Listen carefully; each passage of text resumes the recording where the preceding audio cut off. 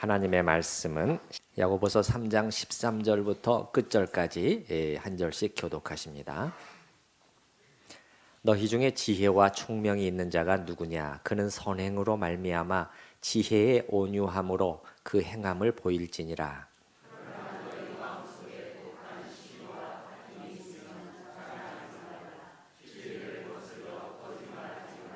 이러한 지혜는 위로부터 내려온 것이 아니요 땅 위의 것이요 정욕의 것이요 귀신의 것이니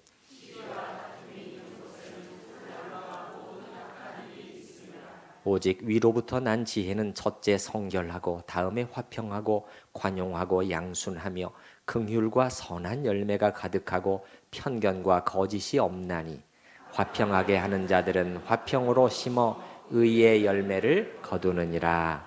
아멘.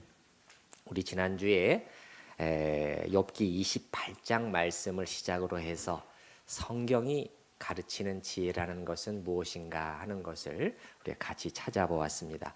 거기 보게 되니까 지혜를 각종 그 귀한 보석들, 황금, 수마노, 남보석, 구스의 황옥 등 이런 것들을 나열하면서 진귀한 이 금은 보석을 얻음보다도 지혜를 얻는 것은 더 가치 있고 더 귀한 것이다. 그렇게 말씀하고 있는 것을 봤고, 천만금을 얻음보다도 더 귀한 것이 지혜를 얻음이지만, 그래서 사람들이 많이 갖기를 원하고 찾아다니지만 사실 정작 찾아내는 사람들은 많지 못한 것을 또 봤습니다. 헤매고 있는 것이죠. 그렇게 되어 있을 때 욥기 28장 맨 마지막 절 28절에 있는 것처럼 하나님께서 우리를 부르셔서 얘야 이리 와봐, 내가 정답을 가르쳐 줄게, 그렇게 하시면서 주시는 맨 마지막 한 문장을 우리가 봤어요. 근데 그 말씀을 들었을 때 우리는 많이 의아해하고 놀라는 경우가 많다는 것이죠. 왜 그렇지요? 미처 생각하지 못한 곳에, 우리가 지혜가 아니라고 생각했던 곳에 지혜가 있었기 때문에 우리가 놀란다는 것이죠. 자, 그 한 문장을 여러분이 기억하고 계시나요?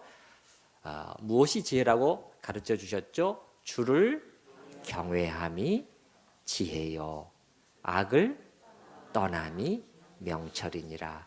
지혜와 명철은 같은 의미다, 이렇게 말씀을 드렸고, 또 주님을 경외함과 악을 떠남도 별개가 아니고 주를 두려워하기 때문에 악을 떠나는 삶을 말하는 것이다. 이런 것처럼 성경이 말하는 지혜 속에는 도덕적 순결의 개념이 내포되어 있음을 제가 말씀을 드렸습니다. 구약의 많은 구절들도 확인했고, 또 신약의 고린도전서, 또 방금 읽은 야고보서에도 그런 내용들이 선명히 나타나 있지요. 전에 제가 신학대학교에 있을 때 그 전주에서 바르게 말씀을 전하면서 목회를 잘하고 계시는 목사님 한 분이 있기에 저희 대학교 개강 수련회 강사로 초청을 해서 말씀을 들은 적이 있어요. 그분이 자기의 얘기를 하는데 그 약하고 좀 침체되어 있었던 교회에 부임을 해서 몇 년이 흘렀고, 그 사이에 교회가 많이 안정되고 또 숫자도 좀 늘고 그렇게 된 상황에서 교회 장로님 한 분이 식사를 좀 같이 하십시다. 그래서 식사를 맛있게 이제 잘 먹었는데, 식사를 하고 나서 그 장로님이 슬그머니 하신다는 말씀이, 목사님, 이제는 목사님이 이 교회 안에서 목사님 세력을 좀 키우셔야 하지 않겠습니까? 그러더래요. 그 목사님이 그 말을 들었을 때 너무 마음이 좋지 않았다고 합니다. 이 무슨 소린가? 이제 당연히 노를 했는데요. 노를 했는데 교회 안에서 자기 세력을 키운다, 이게 많은 의미가 그 속에 들어있죠. 바로 이게 하나님이 싫어하시는 당 짓는 거잖아요. 당 짓는 거. 자기 파당. 예를 들어서 고린도후서 12장에 보면은 다툼과 시기와 분냄과 당 짓는 것과 비방과 수군거림과 거만함과 혼란, 이런 잘못된 것들을 나열하잖아요. 그렇게 해서 자기 편, 자기 세력을 많이 확보하고 교회 안에서 자기 영향력을 키우고 어려움에 처했을 때 자기를 지지해줄 그런 그룹을 갖추어 놓는 것인데, 이것은 아무리 봐도 선한 길이 아니요 악한 길이죠. 맞습니까? 네네. 구약에 따르면 이것은 결코 하나님을 두려워함으로 모든 악을 멀리하는 그런 것이 아니고요. 또 신약에서도 마찬가지죠. 우리가 방금 야고보서 말씀을 봤습니다마는 다시 한번 보셔요. 여러분 14절부터 보시게 되면, 그러나 너희 마음속에 독한 시기와 다툼이 있으면 자랑하지 말라는 거예요. 그래서 이러한 것, 15절에 이러한 지혜는 위로부터 내려온 것이 아니라 이 땅 위의 지혜. 그것은 정욕적인 지혜요. 귀신의 마귀가 주는 지혜라는 거예요. 그렇게 자기 세력을 확보해도 어느 정도는 통하는 경우들이 있죠. 그렇죠? 되는 것처럼 보이기도 해요. 목사가 힘든 상황에 처했을 때 둘레를 지켜줄 홍위병 같은 사람들을 확보해 놓는다면 힘이 될 수도 있겠죠. 그러나 그것은 주님의 말씀에 비춰보면 이게 아니라는 거예요. 그거는 이러한 그런 사람들이 말하는 지혜라는 거예요. 그 위로부터 내려온 것이 아니다, 그렇게 말하잖아요. 그래서 16절에 시기와 다툼, 나눔, 분리, 비방, 이런 것이 있는 곳에는 혼란과 모든 악한 일이 일어나게 돼 있다는 거예요. 17절 우리 같이 읽어보십시다. 오직 위로부터 난 지혜는 첫째 성결하고 다음에 화평하고 관용하고 양순하며 긍휼과 선한 열매가 가득하고 편견과 거짓이 없나니. 편견이 없어야 되죠. 누구를 더 좋아하고 누구를 더 싫어하고, 편견과 거짓, 음모, 모략, 하나님이 싫어하시는 것이죠. 예수님 사실 때도 그 종교 지도자들이 입으로는 그렇게 깨끗하고 거룩한 말들을 그렇게 외쳐댔지만은, 여러분이 성경을 읽어보게 되면 그들의 삶 속에는 이 마귀의 지혜가 가득해 있어요. 예수님을 시기로 넘겨준 것을 빌라도가 알 정도였어요. 빌라도가. 마태복음 27장 18절에 보게 되면 이는 그가 그들의 시기로 예수를 넘겨준 줄 알미라. 다 알고 있는 거예요. 기득권 뺏기기 싫으니까는 예수님을 작당해서 잡아들일 음모를 꾸미고 유다를 꼬드겨서 선생님을 배신토록 하고 사람들을 돈으로 매수해서 빌라도에게 외치기를 십자가에 못 박으소서, 십자가에 못 박으소서. 그래서 끌고 갔잖아요. 이게 다 이 세상의 땅 위의 지혜란 말이죠. 참고로 그 목사님은 지금도 아주 목회를 아주 잘하고 계십니다. 아주 활발하게 잘하고 계셔요.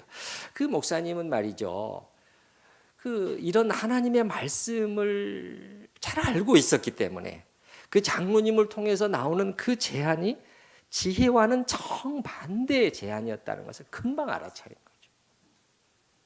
No, 그렇게는 할 수 없습니다. 이렇게 할 수 있는 것이죠. 우리가 말씀 안에서 깨어 있을 때 이것도 가능한 것이죠. 그렇지 않으면 땅 위의 지혜에 또 귀를 기울이게 되겠죠. 자, 다시 한번 정리해 드립니다. 성경이 말하는 지혜에는 도덕적인 성결의 개념이 포함되어 있다는 것입니다. 이것이 바로 세상 지혜와의 중요한 차이점이에요. 수완이 좋고 능수능란하게 처신을 잘하는 것, 단지 그것을 성경은 지혜라고 말하지 않아요. 거의 한 10년쯤 됐나요? 우리나라에서 좋은 영향을 끼치고 은퇴를 앞둔 한 목사님이 저희 교회에 와서, 제가 있었던 교회에 와서 설교를 한 것을 들은 적이 있었는데, 이분이 이렇게 말해요. 나이 들어가면서 절실히 느끼는 것이 있습니다. 순수한 것이 힘이다. 깨끗한 것이 행복의 조건이다. 그것을 느낀다는 거예요. 순수한 것, 깨끗한 것. 이것은 우리 표현에 따르면 모든 악에서 떠나는 삶이잖아요. 그게 힘이다. 그게 행복의 조건이구나. 크리스찬의 성품이라는 제목으로 말씀을 전하면서 이분이 그게 행복이라는 것은 뭐예요? 그게 지혜로운 선택이라는 것을 점점 나이가 들어가면서 또 은퇴를 앞두고 깨닫게 됩니다. 그런 뜻이겠죠. 그렇기 때문에 성경은 우리에게 악인의 형통을 부러워하지 말라고 자꾸 가르치셔요. 악인의 형통, 이건 작은 문제는 아닙니다. 하나님의 사람, 우리들도 사실은 이 문제가 쉽지가 않죠. 그런데 성경을 보게 되면 하나님의 사람들에게도 이게 늘 하나의 고민거리가 되었던 것 같아요. 종종. 악인인데 하나님을 두려워하지 않고 죄 짓는 것을 꺼리지 않는 악인인데 형통. 잘 되는 것처럼 보인단 말입니다. 이 일도 잘 되고 저 일도 잘 풀리는 것처럼 보인단 말이에요. 반대로 의인은 오히려 고난을 당하는 현실을 목도하면서 이것이 어떻게 된 일인가. 그래서 시편 기자 같은 경우는 이렇게 말해요. 내가 이 문제로 인해서 너무너무 고민하다가 실족할 뻔했다. 넘어질 뻔했다. 완전히 넘어질 뻔했다. 이 말은 신앙을 떠날 뻔했다는 거예요. 제가 그 부분을 읽어드려 볼게요. 시편 73편 2절 3절 보면은 나는 거의 넘어질 뻔하였고 내 걸음이 미끄러질 뻔하였으니 이는 내가 악인의 형통함을 보고 오만한 자를 질투하였음이로다. 오만한 자는 악인과 똑같은 거예요. 그 질투할 정도로 현상이 눈앞에 그렇게 벌어졌다는 거예요. 그래서 실족할 뻔했다는 것은, 신앙을 떠날 뻔했다는 것은 하나님이 살아계신다면 어떻게 이런 일이 있을 수가 있지 하는 데까지 이르렀기 때문에 그렇겠죠. 선지자 예레미야는 큰 선지자였죠. 끝까지 충성스럽게 올곧게 하나님의 말씀을 전하면서 말할 수 없이 고난을 당한 선지자였는데 예레미야에게도 이러한 현실이 감당하기가 쉽지만은 않았던 것 같아요. 예레미야 12장에 보면은 이렇게 주님께 여쭤보고 있어요. 12장 1절에 내가 주께 질문하옵나니 악한 자의 길이 형통하며 배역한 자가 다 안락함은 무슨 연고니까? 겸손히 묻고 있지만은 말할 수 없는 진지함이 묻어나 있는 질문이죠. 내가 주께 질문하옵나니 주님께 저는 여쭤보지 않을 수 없습니다. 주님. 이런 얘기죠. 악한 자의 길이 형통하며 배역한 자가 다 안락한 현실. 그리고 하나님의 말씀을 바르게 전하는 나는 매일같이 고난을 당하고 그리고 조금만 죄를 지어도 하나님께서 내버려 두시지를 않아요. 저도 그런 것을 종종 경험하는데 따끔하게 혼을 내시고 덜덜 떨게 만드시더란 말이에요. 드러내고. 시편 38편 같은데 여러분 읽어보시면 그런 그 시인의 고백이 또 나와요. 자, 이런 악인의 형통이라는 현실 속에서 하나님의 대답은 무엇일까 보게 되니까 하나님께서 얘야 힘들지 모르지만 그 악인의 형통을 부러워하지 말아라. 절대 그럴 필요가 없어. 그렇게 말씀하고 계시더라고요. 잠언 24장 1절에 보니까 너는 악인의 형통을 부러워하지 말며 그와 함께 있으려고 하지도 말지어다. 또 24장 19절에 보니까 너는 행악자들로 말미암아 분을 품지 말며 악인의 형통함을 부러워하지 말라. 두 군데 모두 부러워하지 말라는 거예요. 왜 이렇게 말씀하실까요? 많은 하나님의 자녀들이 이 부분이 쉽지가 않다는 거예요. 오히려 거기에 넘어간다는 거예요. 그 삶의 가치관과 기준이 외적으로 잘 되고 형통하는 거기에 있기 때문에 바르고 의로운 길보다는 거기에 가 있기 때문에 그런 것을 보면은 부러워하기도 하고 낙심하기도 하고 좌절하기도 하고 절망하기도 한다는 것이에요. 근데 하나님께서는 절대 그럴 필요가 없다는 것이에요. 왜냐? 물론 그 길 자체가 잘못되고 그릇된 길이기 때문이기도 하겠지만은 오늘 다루고 있는 지난주와 오늘 우리가 다루고 있는 주제에 비추어 보면은 우리는 지혜가 무엇인가를 이제 배웠잖아요. 지혜가 무엇인가를 배웠다는 거예요. 잠언이나 욥기 같은 성경에서 지혜에 대해서 말씀해 주고 있는 요약해 주고 있는 이것이 정말 옳다면 저는 옳다고 믿습니다. 제 안에서는 확실히 정리가 됐어요. 근데 우리 모두 안에서 정리가 되기를 정말 바라는 마음인데요. 그 말씀이 옳다면 악인 이퀄 어리석은 자, 요 등식이 성립하게 되거든요. 왜 그러냐? 성경에서 말씀하신 지혜라는 것은 모든 악에서부터 멀리 떠나는 것이 지혜라는 거예요. 멀리 더 떠날수록 더 지혜로운 사람이라는 거예요. 그런데 이 악을 떠나지 아니하고 그 속에 머물러 있는 것이 어떻게 지혜로운 선택이겠냐? 그것은 어리석음이라는 거지요. 바보라는 거예요. 바보. 여러분 따라서 해보세요. 바보. 왜 이렇게 제가 따라서 하시도록 할까요? 우리가 이것이 지혜라고 많이 착각을 하고 넘어가거든요. 이게 바보거든요. 성경의 판단, 하나님의 판단은 악인은 어리석은 자라는 거예요. 바보라는 것입니다. 그래서 성경 전체에 가득 배어 있는 사상은 하나님을 두려워하고 그분의 이 말씀 한마디를 늘 무겁게 여기면서 그분의 계명을 순종하려고 노력하는 그 사람, 그 의인이 현명한 자요, 진정한 승자요, 복된 자인 것이지 악인은 반대라는 거예요. 어리석기 짝이 없는 자요, 철저히 잘못된 쪽을 선택한 자요, 배망의 길을 가는 자라는 거예요. 우리 특히 부모님들 또 어른들 잘 생각하셔야 됩니다. 잘 생각하셔야 돼요. 어디다 무게 중심을 두고 아이를 키울 것이냐에 따라서요. 잠시 승승장구하는 것처럼 보이다가 완전히 몰락하는 인생으로 걸어갈 수가 있어요. 부모님들의 영향이 큽니다. 정말 커요. 어려서부터 어떤 말을 계속해서 들려주느냐에 따라서 아이 속에 세뇌되는 것처럼 가치관이 형성이 되는 거예요.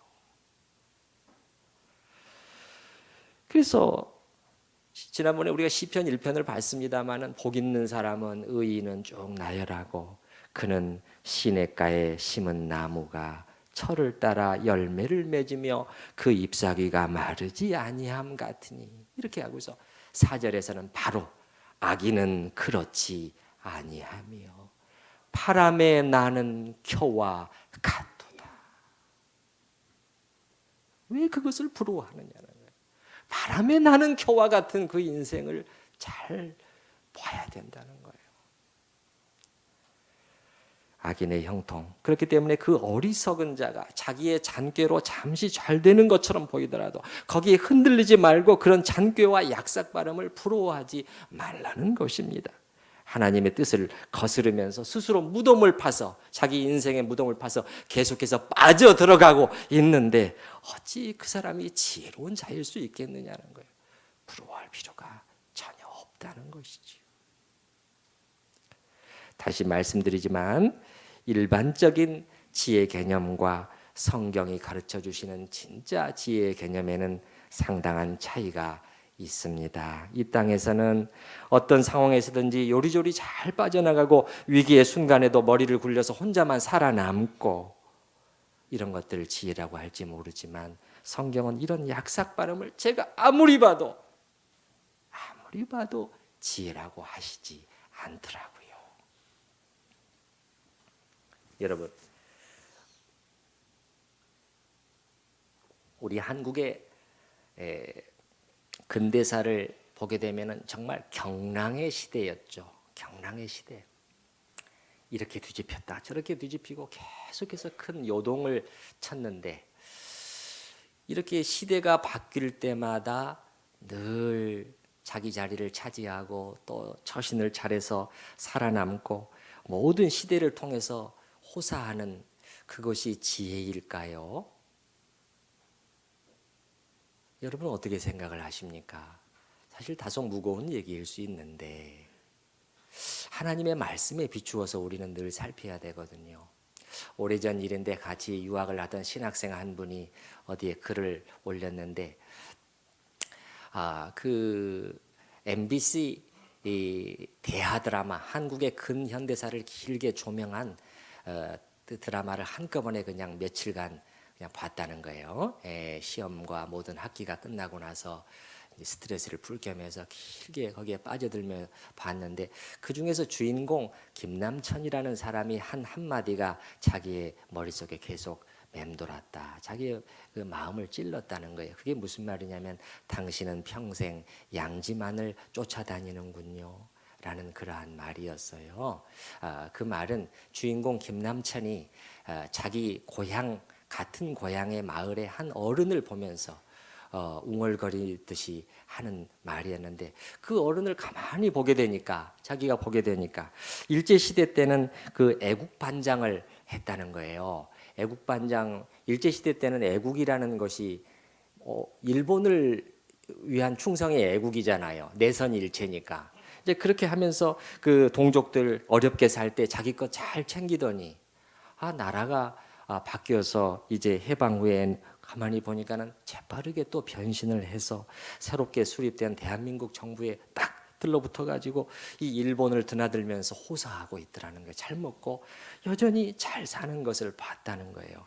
그래서 그 고향 어른을 향해서 주인공 김남천이 웅얼거리는 말이죠. 당신은 평생 양지만을 쫓아다니는군요. 양지라는 것은 햇빛이죠. 음지와는 반대죠. 늘 손해보지 않는 쪽을 택한다는 것이죠. 우리 그리스도인들은 어떤 자세로 살아야 될까요? 우리도 그래야 될까요? 이 세상에 보면 그런 사람들 있잖아요.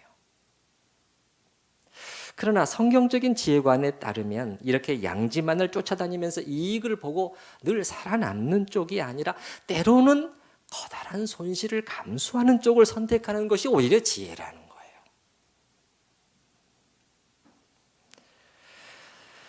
세상이 어떻게 바뀌어도 늘 좋은 자리, 편안한 삶을 찾아가는 인생이 형통한 인생은 아닙니다. 시대가 악할 때는 의인이 고난을 당할 수밖에 없는 것입니다. 그것은 역사가 말해주잖아요. 피하기가 어렵습니다.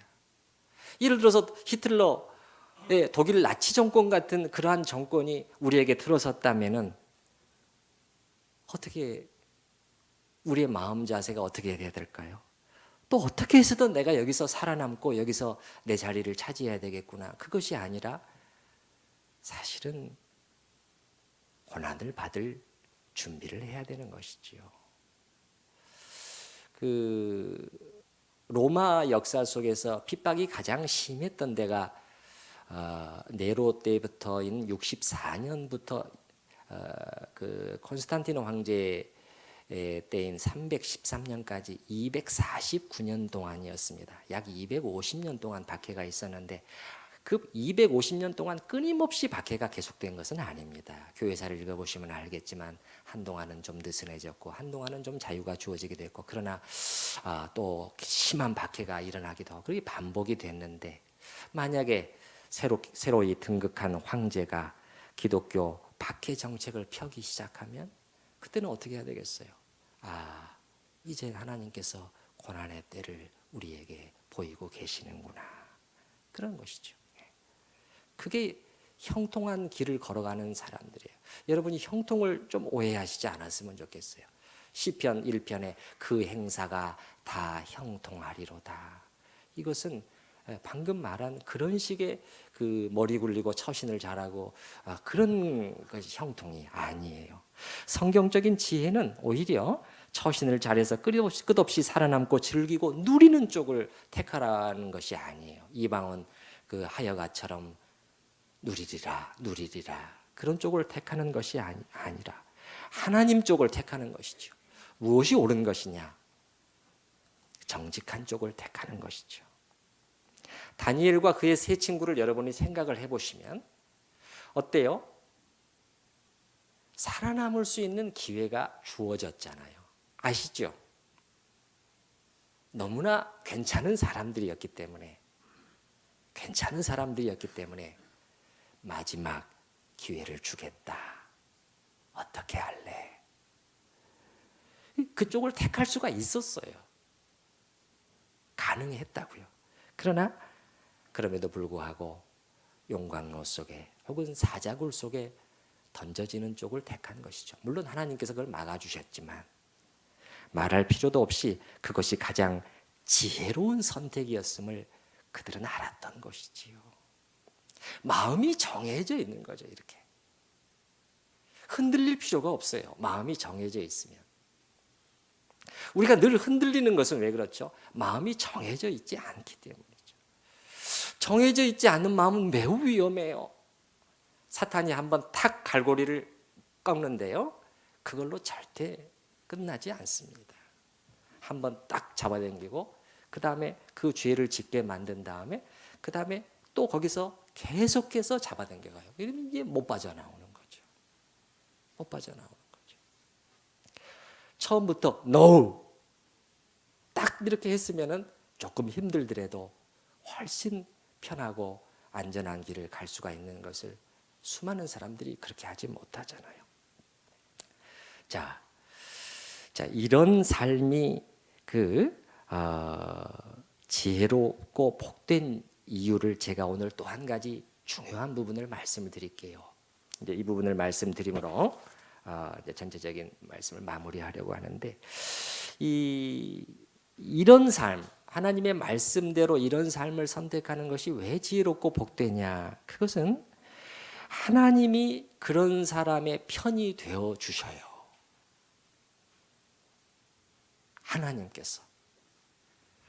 하나님이 안 계신다면 얘기가 달라지겠죠. 우리가 아무리 악을 멀리하고 선한 길을 택한다고 할지라도 오히려 정말 이 손해만 볼 수도 있겠죠. 그러나 하나님이, 우리가 믿는 대로 정말 하나님이 만유를 다스리시고 주관하시고 심판하시는 하나님이 살아계신다면 그렇게 될 수밖에 없는 것입니다. 하나님 앞에 정직하고 진실한 이런 삶이 때로는 손해보는 것 같고 때로는 잠시 실패한 것처럼 보일지라도 하나님께서 결국엔 그 사람 편이 되어주시기 때문에, 하나님께서 그 사람 편에 딱 서 계시기 때문에, 여러분, 하나님이 같은 편이 되어주시면 그 사람이 최후의 승자가 될 수밖에 없는 것이죠. 최후의 웃는 자가 진짜 웃는 자다. 우리가 뭐 그런 말 하지 않습니까? 여러분이 그 배너라는 그 고전적인 영화에 보시게 되면 잘 기억이 안 나실지 모르겠지만은, 배너의 유대 고향 마을에 어렸을 때 친구였던 메살라가 그 지역의 그 호민관이요 주둔군 사령관으로 부임을 합니다.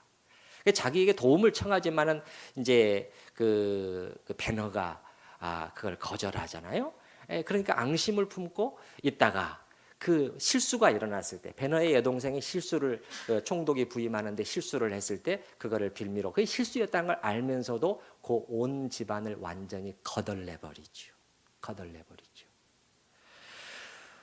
그리고 한참의 시간이 지난 다음에 저 유명한 대전차 경주 장면이 나오잖아요. 결국 메살라와 베너가 다시 붙게 되죠.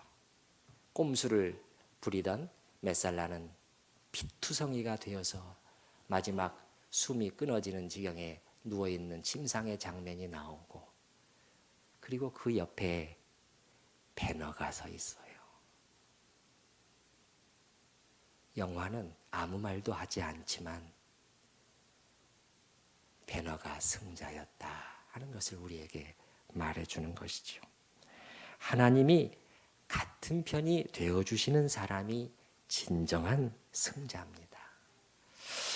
반대로 아무리 머리가 천재처럼 뛰어나고 그 여러 가지 치밀하게 일을 도모한다고 해도요, 하나님이 그 사람을 대적해 버리시면 방법이 없어요. 그 사람에게 보장된 것은 패배입니다. 그것도 아주 확실한 패배예요. 저는 우리 성도님들과 함께 이 구약 성경에 나오는 한 인물을 좀 살펴봤으면 좋겠어요. 아주 흥미진진한 인물이에요. 그 사람의 이름은 아히도벨입니다. 아히도벨.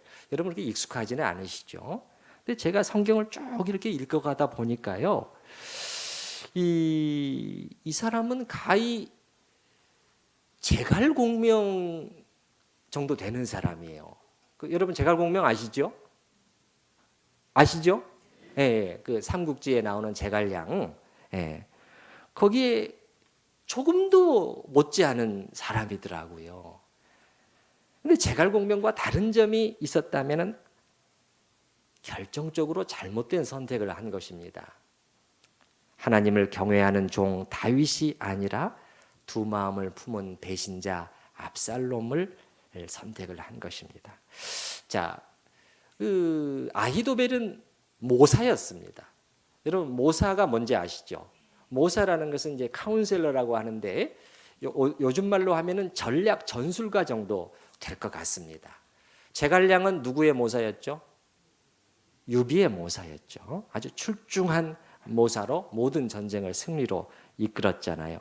그럼 이제 예를 들어서 역대상 27장 33절 같은 데 보게 되면 역대상 27장에는 이제 다윗의 수하 망료들이 쭉 이름들이 나열되어 있어요. 공직자들 이름이 나열되어 있는 것이죠. 근데 거기 보면 뭐라고 나왔느냐? 아히도벨은 왕의 모사가 되었고 이렇게 나와 있어요. 다윗 왕의 모사였다는 것이죠. 그런데 그가 압살롬의 반역 모의에 동참하게 됩니다. 자, 우리 성경을 잠깐 보면서 이 몇 구절을 좀 살펴볼 필요가 있어요. 아히도벨이라는 인물을 정확히 알기 위해서는 사무엘하 15장을 한번 보십시다. 제 성경으로는 486페이지인데요. 사무엘하 15장.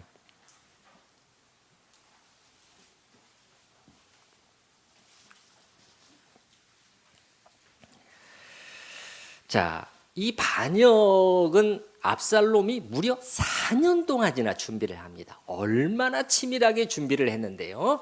그리고 여론을 완전히 자기에게로 돌려요. 예.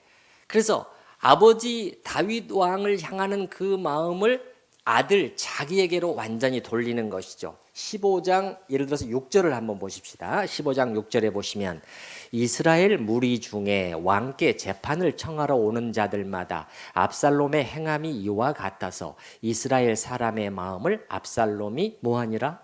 훔치니라. 이전 번역에서는 도적질하니라. 도적질했어요. 예를 들면 보셔요. 앞에 3절을 보십시오. 자, 송사를 가지고 억울한 일을 가지고 오는 사람이 있어요. 그러면 3절 압살롬이 먼저 만나는 거예요. 어디 입구에 서 있다가 압살롬이 그에게 이르기를 보라 내 일이 옳고 바르다마는 네가 정말 맞아. 그런데 내 송사를 들을 사람을 왕께서 다윗 왕께서 세우지 아니하셨구나. 슬그머니 왕에 대한 서운함을 집어넣는 거죠. 도적질하는 것이죠. 도적질하는 것이죠. 또 4절에 보게 되면 또 압살롬이 이르기를 내가 이 땅에서 재판관이 되고 그게 왕을 말하는 거예요. 사실은요. 표현은 그렇게 안 하지만 누구든지 송사나 재판할 일이 있어 내게로 오는 자에게 내가 정의 베풀기를 원하노라. 내가 왕이 되면은 정의와 공평과 공의를 이 나라에 시행할 수 있을 텐데 이 나라에서는 그렇게 되지 않고 있는데 얼마나 안타깝습니까? 그 사람을 위해 주는 것처럼 말해요. 그리고 5절에도 보면 사람이 가까이 와서 그에게 절하려 하면 압살롬이 손을 펴서 그 사람을 붙들고 그에게 입을 맞추고 이렇게 아부를 해서 그 사람들의 마음을 도적질해 갔어요. 그래서 이제 거사가 일어나게 되는데 15장 12절에 보게 되면 아히도벨이 이에 동참하게 되었다. 15장 12절에 보시게 되면 제사 드릴 때 압살롬이 사람을 보내 다윗의 모사였단 말이에요. 다윗 왕을 위해서 헌신해야 될 사람이잖아요. 충성해야 될 사람이잖아요. 근데 다윗의 모사 길로 사람 누구를? 아히도벨을 그의 성읍 길로에서 청하여 온지라 반역하는 일이 커가매 압살롬에게로 돌아오는 백성이 많아지니라. 이 아히도벨을 가만히 찾아서 읽어보게 되니까는 보통 사람이 아닌 거예요. 이미 온 나라의 명성이 자자했더라고요. 그의 실력을 모두가 인정하고 있는 거예요. 16장 23절을 한번 가보십시다. 16장 23절. 어느 정도라고 성경 기자가 표현하고 있냐면은 16장 23절. 이 구절을 제가 오늘 주보에다가 본문으로 넣어놨는데, 그때 아히도벨이 베푸는 계략은 사람이 마치 하나님께 물어서 받은 말씀과 같은 것이라. 하나님께 물어서 받았다고 말하지 않아요. 그는 하나님께 묻지 않았어요. 그가 베푸는 모략들은 아주 정의에 벗어나는 모략들이 많아요. 그런데 너무나 천재적이었다는 거예요. 그래서 마치 사람이 하나님께 물어서 받은 그 정도였다는 거예요. 요즘 말로 하게 되면은 표현이 적절할지는 모르겠지만 천기를 읽는다 싶을 정도의 사람이었다는 표현입니다. 이 표현이. 그래서 그 다음에 보면은 아히도벨의 모든 계략은 다윗에게나 압살롬에게나 그와 같이 여겨졌더라. 이 말은 다윗에게나 압살롬 모두에게 다 인정을 받은 모사였다는 거예요.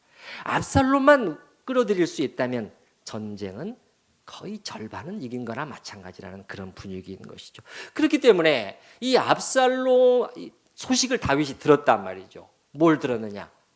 전하, 아히도벨이 동참했습니다. 뭐라고? 다윗이 깜짝 놀라는 거예요. 다른 사람은 괜찮지만 아히도벨이 갔어. 이거는 큰일 난 거예요. 여러분이 저 15장 31절을 보셔요. 15장 31절에 보시게 되면 어떤 사람이 다윗에게 알리되 압살롬과 함께 모반한 자들 가운데 아히도벨이 있나요? 다른 사람은 언급을 안 해요. 그런데 아히도벨을 왜 언급을 했을까요? 너무너무 중요한 사람이에요. 전쟁의 승패를 좌우할 수 있는 사람이라는 거예요. 그러니까 다윗이 어떻게 돼요? 기도하지 않을 수 없는 거예요. 다윗이 이르되 여호와여 도와주시옵소서. 원하옵건대 아히도벨의 모략을 어리석게 하옵소서. 그를 당해낼 재간이 주님 없습니다. 그리고요, 실제로 그가 그 이후에 베푸는 그 압살롬에게, 왕좌에 이제 올라간 압살롬에게 베푸는 전쟁 지략을 보면은 정말 뛰어나요. 17장 1절에 한번 보십시오, 여러분. 17장 1절. 아히도벨이 또 압살롬에게 이르되, 이제 지략을 펴는 거예요. 이제 내게 사람 12,000명을 택하게 하소서. 정예군 12,000명만 주시면 오늘 밤에 내가 일어나서 다윗의 뒤를 추적하여 그가 곤하고 힘이 빠졌을 때 기습하여 그를 무섭게 하면 그와 함께 있는 모든 백성이 도망하리니 내가 다윗 왕만 쳐 죽이고 모든 백성이 당신께 돌아오게 하리니 모든 사람이 돌아오기는 왕이 찾는 이 사람에게 달렸습니다. 그리하면 모든 백성이 평안하리이다. 이거는 정확한 전술이었어요. 왜 그러냐? 다윗은 지쳐 있었고 모든 사람들이 같이 지쳐 있었고 아직 강을 건너지 못한 상태였습니다. 치면은 전멸이었어요. 만약에 그렇게 됐더라면 다윗은 끝장났을 것이고 이스라엘의 역사는, 그 이후에 이스라엘의 역사는 다르게 기록이 되었을 것입니다. 그런데요, 더 놀라운 것은 결국 이 압살롬이 이 지략을 택하지를 않거든요. 다른 지략을 택해요. 다른 사람이 말한. 그거를 보고 아히도벨이 자기의 직을 사임하고 고향으로 돌아가서 모든 일을 정리하고 자결합니다. 왜 자결했느냐? 불만이 아닙니다. 불만이 아니에요. 이제 앞날의 결과가 다 내다 보이거든요. 이젠 다윗이 회복되는 것은 시간 문제라는 걸 알았거든요. 이 지략대로 하지 않으면 다윗은 살아나게 돼 있거든요. 여러분이 17장 23절을 한번 보십시오. 17장 23절. 아히도벨이 자기 계략이 시행되지 못함을 보고 나귀의 안장을 지우고 일어나 고향으로 돌아가 자기 집에 이르러 집을 정리하고 스스로 목매어 죽음에 그의 조상의 묘에 장사됩니다. 전쟁이 시작되기도 전입니다. 앞날을 다 내다보는 거예요. 이게 자기에게 임할 비참한 결말을 다 보는 거예요. 이런 사람이 지상에 과연 있을까 저는 싶어요. 아히도벨, 그는 일반적인 관점에서 보게 되면 당대 최고의 지략과 지혜를 소유했던 사람이면 틀림없어요. 성경도 그것을 부인하지를 않고 기록을 하고 있단 말입니다. 그러나 그는 성경이 가르치는 바 진정으로 지혜로운 자가 되기 위해서 필요한 가장 중요한 한 가지를 소홀히 하고 멀리 해버린 거예요. 그게 뭐죠? 하나님을 두려워함으로 모든 악을 떠나는 것. 이걸 하지 못한 거예요. 선과 의와 진실을 택하지 않고 악의 유혹에 굴복해버린 것이죠. 악이 내미는 손짓을 노를 하지 못한 거예요. 그래서 그 결과는 비참한 실패로 끝났는데 성경은 이렇게 된 이유를 한 문장으로 그 비밀을 우리에게 말해주는데 17장 14절을 보십시오. 17장 14절 말씀을 보시게 되면 우리 한번 같이 읽어보십시다. 압살롬과 온 이스라엘 사람들이 이르되 아렉 사람 후세의 계략은 아히도벨의 계략보다 낫다 하니. 자, 거기까지. 후세의 계략이 사실은 잘못된 것이었거든요. 근데 아히도벨이 진짜였거든요. 근데 후세 쪽을 택했는데 그 다음 말씀을 같이 읽어보십시다. 이는 여호와께서 압살롬에게 화를 내리려 하사 아히도벨의 좋은 계략을 물리치라고 명령하셨음이더라. 이 새로운 번역 너무 더도 안 좋게 돼버렸어요. 이전 번역은 뭐냐면 아히도벨의 좋은 모략을 파하기로 작정하셨음이더라. 더 정확한 번역이에요. 자, 여러분, 좋은 모략이라고 돼 있잖아요. 진짜였다는 거예요. 대단한 기가 막힌 모략이었다는 거예요. 그런데 그렇지만은 하나님이 이것을 막아버리셨다는 거예요. 여러분 어떻습니까? 저는 이 말씀을 읽으면서 탄성이 나오는 거예요. 그렇구나. 잠언 21장 30절 말씀이 떠오르는데 지혜로도 명철로도 모략으로도 여호와를 당치 못하느니라. 여기서의 모략은 사람의 꾀를 말하는 것이죠. 하나님으로부터 온 지혜를 말하는 것이 아니라 하나님을 당할 수가 없다는 거예요. 하나님이 같은 편이 되어주시는 그 사람이 복된 사람인 것입니다. 다시 한번 말씀드립니다. 하나님이 같은 편이 되어주시는 그 사람이 복된 사람인 거예요. 그럼 어떤 때 하나님께서 같은 편이 되어주실까요? 내가 누구 편이 될 때? 내가 하나님 편이 될 때. 아주 단순해요. 사무엘상 2장 30절에 있는 것처럼 나를 존중히 여기는 자를 존중히 여기고 내가 그 사람 편이 되겠다는 거예요. 나를 멸시하는 자를 내가 경멸히 여기리라. 나를 그 사람을 대적하겠다는 거예요. 내가 다른 무엇보다 다른 누구보다 오직 하나님을 경외할 때, 하나님을 두려워할 때, 사람을 두려워하고 사람의 눈치를 보고 사람의 환심을 살려고 아부하는 것이 아니라 지금까지 계속 찾아본 반복되는 말씀을 그대로 갖다 붙여보면 어떨 때 하나님께서 내 편이 되어주시느냐. 내가 하나님만을 두려워하고 바로 그렇기 때문에 하나님께서 미워하시는 모든 종류의 악을 멀리하고 스스로 삼가고 떠나게 될 때 하나님께서 내 편이 되어주시는 것입니다. 이것이 가장 지혜로운 삶이요 선택인 것입니다. 우리가 들은 말씀, 지난주와 오늘 들은 말씀 생각을 하면서 내가 지혜롭게 살아야 되겠는데 지금까지는 그런 마음으로 살았을까? 앞으로는 어떻게 살까?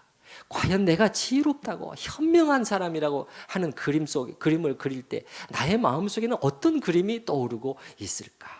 이건 돌아보시고 악인의 형통을 부러워하지 말라고 하나님께서 가르치시는데 그 외적인 잘 되는 것처럼 보이는 그것에 내 마음이 다 빼앗겨서 하나님께서 나를 깨끗게 하시려고 나를 다루어 가시는 이 하나님의 손길에 대해서는 서운해하고 그 외적으로 그 사실은 자기의 무덤을 파고 있는 그 형통한 것처럼 보이는 그것을 부러워하지는 않았는지 우리가 말씀에 비춰 우리 자신을 돌아보면서 하나님 앞에 같이 기도하십시다.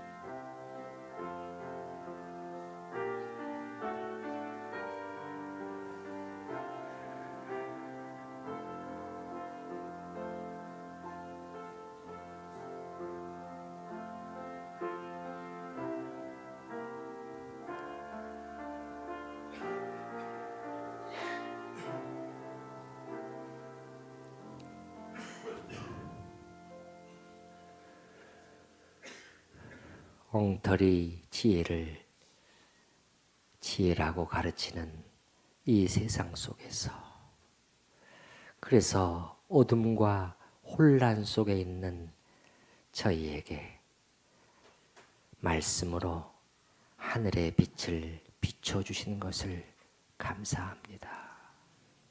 생명의 말씀, 보석과도 같은 말씀입니다.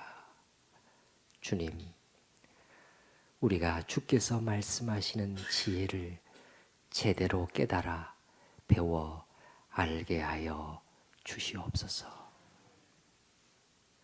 지혜로도 명철로도 모략으로도 여호와를 당치 못하느니라. 주님, 그것이 사실인 것을 저희는 알고 있습니다. 저희가 무엇보다도 하나님 편의 섬으로, 하나님 편의 섬으로 진정으로 지혜로운 자, 그리고 최후의 승자가 되게 하여 주시옵소서. 저희뿐만 아니라 저희와 관련된 저희가 사랑하는 자녀 또 손, 우리가 지혜롭게 성장하고 살기를 원하는 많은 사람들에게 우리가 제대로 가르치고 제대로 영향을 끼치고 제대로 그들을 위해 기도할 수 있도록 우리를 붙들어 주시옵소서. 주님, 악인의 형통을 부러워할 필요가 없다고 주의 말씀은 가르치시는데 우리는 수시로 흔들리고 넘어지지는 않았는지요. 주님, 이제부터는 저희의 마음을 더 단단히 붙들어 주시옵소서. 부러워할 필요가 없는 것을 부러워하고 흔들리지 아니하고 주께서 부르신 이 의의 길을 끝까지 달려갈 수 있도록 은혜 가운데 붙들어 주시옵소서. 예수님의 이름으로 기도드립니다. 아멘.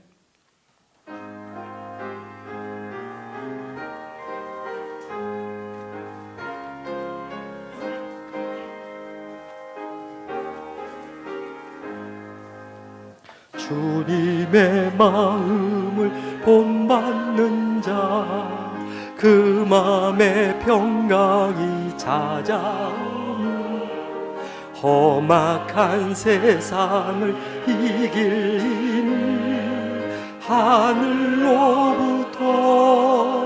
임함이로다. 주님의 마음 본받아 살면서 그 거룩하심 나도 이루리. 주 모습 내 눈에 안 보이며 그 음성 내 귀에 안 들려도 내 영혼 날마다 주를 만나 신령한 말씀 늘 배우도다. 주님의 마음 본받아 살면서 그 거룩하심 나도 이루리. 가는 길 거칠고 험하여도 내 맘에 불평이 없어진 십자가 고난을 이겨내신 주님의 마음 본받음이라. 주님의 마음 본받아 살면서 그 거룩하심 나도 이루리. 주 예수 세상에 다시 오신 그날엔 무성도 변화하여 주 주님의 빛나는 그 형상을 다 함께 보며 주 찬양하리. 주님의 마음 본받아 살면서 그 거룩하신 나도